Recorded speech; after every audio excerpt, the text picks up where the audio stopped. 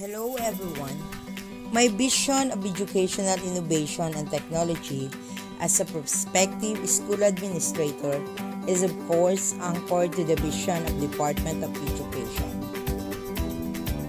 We dream of Filipinos who passionately love their country and whose values and competence enable them to realize their full potential and contribute meaningfully to the building of the nation.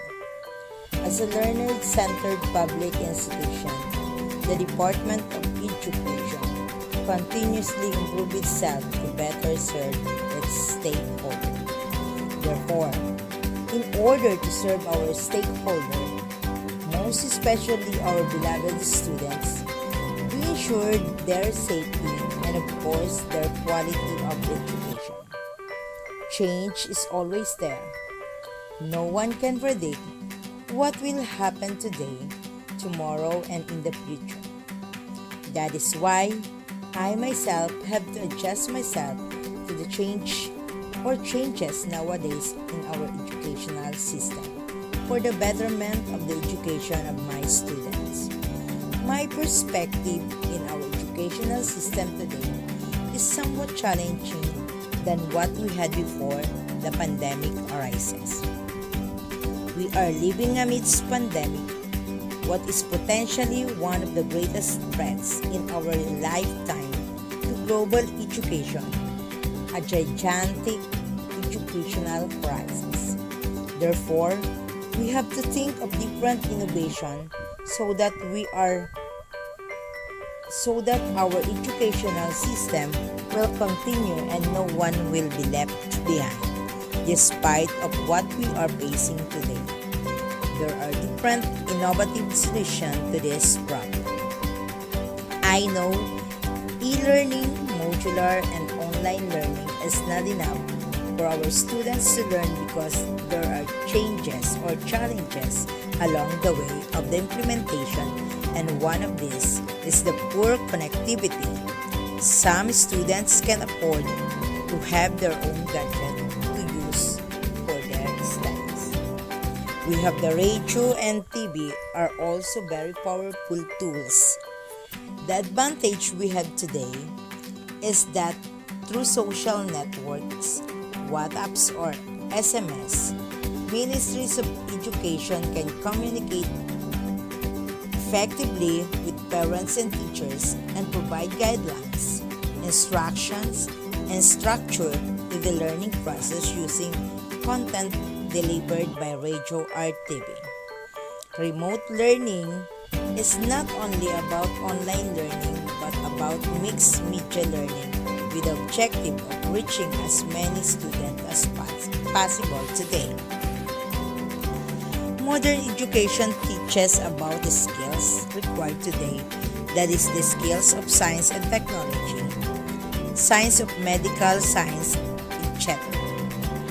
In addition to listening to the modern education includes writing, visualizing, imagining, and thinking skills.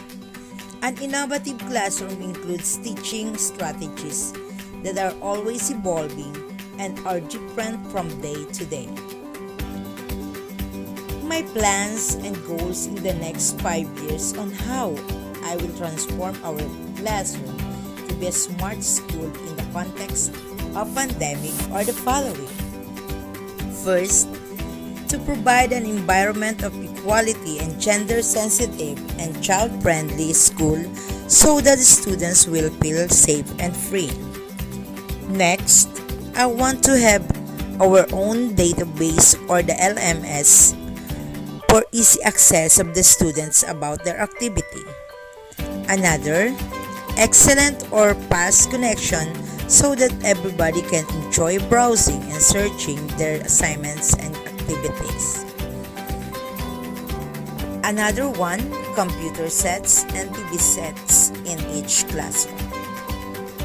Next, the video lesson presentation uploaded in the FB page or GC so that at least the students will feel the presence and the guidance of the teacher. Next in line, the 3D printing. Another one is the CCTV camera for the safety of the students. Next, well-produced and error-free learning activity sheets for the student learning to produce well-rounded person and productive persons in the future. The realization of these plans will help students to be equipped and be called the 21st century learner. Definitely, it will be productive if the leadership and professional commitment of the group in the organization will pursue and avoid negativity and the platitudes of innovation. You know that only education is our wealth and weapon wherever we will go. Therefore, the outcome of this will be seen in our students in the future. It simply proves that this time of pandemic, no one will be behind. So adapting changes will change you also as a person. There is a saying that education is the first step for the people to gain the knowledge, critical thinking, empowerment, and skills they need to make this world a better place.